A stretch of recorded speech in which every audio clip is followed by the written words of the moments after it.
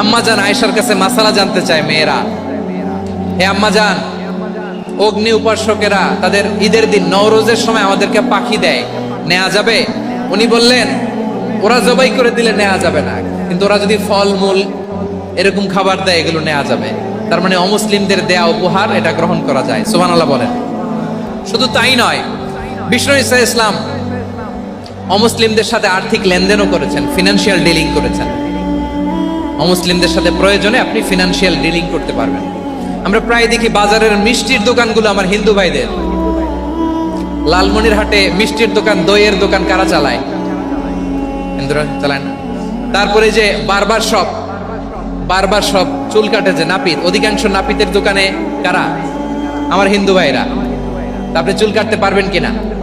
পারবেন কিনা বলেন? পারবেন। তার দোকান থেকে দই মিষ্টি কিনতে পারবেন কিনা?